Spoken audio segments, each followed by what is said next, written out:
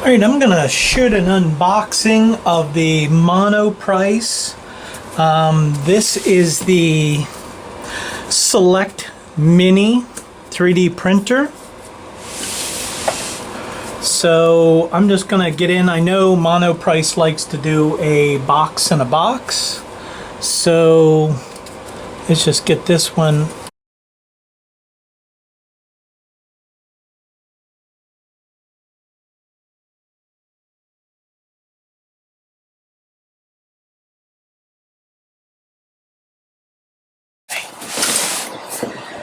Now, here we are. Another brown box. Nothing. Just says Monoprice 3D printer here. This one up. And it says thank you for your order. And they want you to download your user manual. And it tells you what you're supposed to enter to download your user manual. Okay, throw that out of the way here. Let's open this up.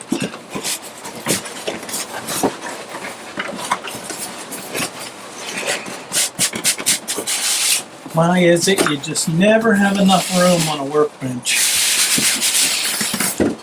Alright. There is that one. Now we got some split foam here. Wow, there's the big packet of PLA filament. That's not really good for much of anything. And in this box, we have the power adapter. And it is, I can get it to focus here, it is a 12 volt, 10 amp. And set that off to the side here. And there it is. Nothing in this. And we have another box sitting right inside. Some candy. And we have inside this box, we have the US power cord. We have our filament spool holder. We have USB to micro USB. We have this piece of whatever, and there's a Allen wrench and a 256 meg micro SD card. G-code's fairly small. You'll never even use up a 1 or 2 gig card, but it's been a few years since I've seen one that small. Alright, let's pull this out and see what we got. Nothing in this part of the box. It's not heavy. I'm kind of surprised how heavy or not heavy that it is. Ooh, I thought the screen was cracked. There's a peel-off label here, and it actually has red lines through it. So it looked like the screen was cracked for a minute. So a couple of the questions I had that I couldn't find answers to online for this printer. If you wanted to modify the bed, somehow adding, you know, a piece of glass or something like that, I couldn't find anything online. No one really talked about it. The Z end stop, you can see it. It is right inside there, held in place by 2 screws. There's not a lot of adjustment in the bed, so if you wanted to drop the bed down, there's just not a lot of room to do it. But it is encouraging to see that the Z end stop that's in there, there's a little bit of room in there. Drilling maybe a couple more holes on this side above them, drill a couple holes, and you can move the Z stop up a little bit, so that's encouraging. Little foam pieces everywhere. So I see a piece of tape here. And that's the only tape I see. Of course, the packing tape has left glue everywhere. And it's far better than I expected. Nice weight to it too. It's not some little plastic piece of junk, but it's also, it has some weight to it. They have painter's tape down. You have there's a belt tensioner on the back here. Feels like tension's all right. You can't by hand really pull the Z end stop up and down. The X and Y you can actually move free, but the Z ends, the Z, you can't really move it by hand. All right, I'm going to take a break here, move the camera, and we'll get her plugged in, and I'll go through some just beginning setup, and I'll take you through that and see what you think.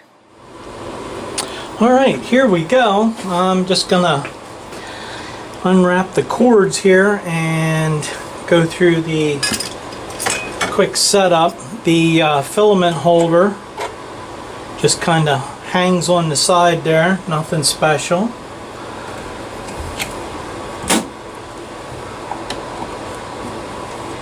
And we will plug this in.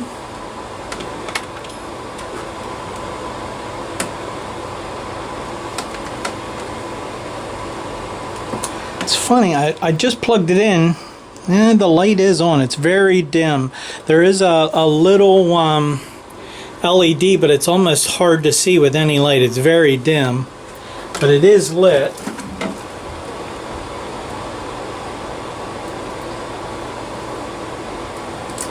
And then on the back of the printer, you have your on-off switch and your power. So I am going to go through here, plug this in, and we'll spin it around. And the micro USB is here on the side with your micro SD card slot there. So let's go ahead and power this on.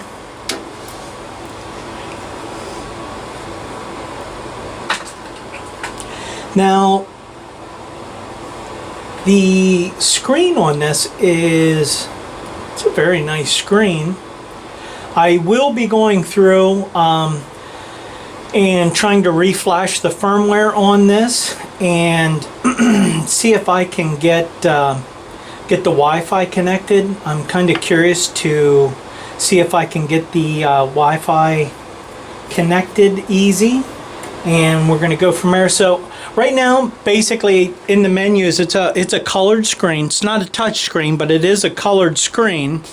And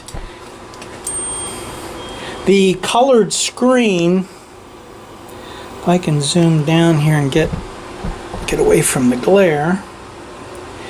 In your menus, you have this select rotator knob here, and then you push it in to actually select. So here you can see the little arrow moving. So here we have print, temperature, and move. So we're going to pick move. And it's hard to tell, but there's just a little black box that is moving. So we're going to home all axes here and see if it goes all right. And it seems like the X and Y seems okay. Now the Z is lowering down, so we'll see. We're going to see how that does. Okay, it came down and hit the switch. Now it looks like, I'm going to use my card from my Flash Forge here. It's ran down into the bed pretty hard. So I'm going to have to adjust this bed down a little bit. And from what I've seen online, it's easier just to kind of cut the corners of the tape off here to get to your screw heads here so that we can get it down just so we can get a little bit of a gap under here. So we are going to try to get some filament loaded here, and it comes with this tiny piece of filament. I mean, some of the sample print that's on the card, it doesn't even print out an entire part. It's not even enough filament to do that. I've seen people print like half a cat because there's not enough filament here. But I happen to have some color fab orange PLA, and we are going to, I hate using loose filament, but we're going to give it a shot and see how we make out here. So I'm gonna hang the loose stuff here, and I'm gonna start feeding through the extruder up here. Well, it's through the motor. Now it's a little tight trying to get it through. I am going to cut I know they recommend to put a angle, so I'm going to cut about a 45. I'm not going to go much more than that. Maybe I'll go a little bit more. It's like a 30. I'm going to cut a 45 on there, and we'll see if that'll help me get it fished through here, because it definitely, it feels like it's getting hung up in there. Okay, just a little twist and then it seemed to go through. So I'm going to feed it all the way down. And what I'm going to do here, I'm actually going to pop this fan off. Let me see if I can get you guys down in here a little closer to what I'm going to do here. I just want to see if I'm going to have the same issue as this other guy had. I'm going to go through and pop the fan off. There's these small spring clips on the side here, and it's fairly easy to pop these little spring clips off, and you can get the fan. I'll see, I say it's easy. There we go. Get the fan out. Now, right away, what I'm noticing, let me see if I can drop the camera down here a little bit and get you a little closer. The gentleman I saw on YouTube, in between where the Bowden tube comes into this collar, he did not have anything between the heat break. His was, the filament was kind of getting lost, but I can see in here that my heat break actually is coming all the way up into the bottom, and it looks like a short piece of Bowden material right there. Now I cannot go any further than that. It seems like it's stopping here. In fact, I'm going to release this. Let's just look down in there and see how much this is going down in there. It is kind of a pain. Let me get some cable off of here so I can get a little bit more room. It is kind of a pain to see if it's feeded down through there, but we're gonna, Yeah, it's definitely hitting. So what I'm going to do here, I'm going to put the fan back on here, and I am going to preheat it, and we're going to get it up to temp, and we're going to see if I can feed this in without any binding issues trying to get down into the top of the heat break. So I'm going to snap this fan back on. I kind of like how they have these clips on the side here. They're like little spring-loaded clips, and they're pretty nice. Very easy to be able to clip on and off, and it keeps tension against it. It's very nice. All right, so I am going to go through the preheating process here, get the hot end up to temp, and we will see if I can get some filament loaded. I'm going to raise up the Z-axis a while and see if we can get this raised up. So to raise it's clockwise. Wait a minute, now it's going back down again.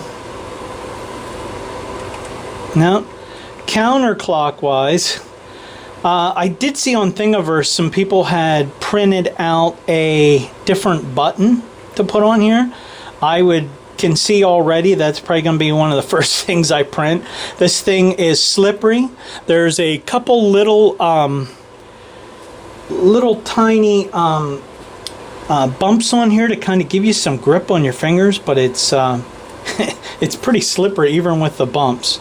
So alright, that should be good here. I'm going to go back out of this menu, and we're going to go to temperature, and we're going to go to the extruder.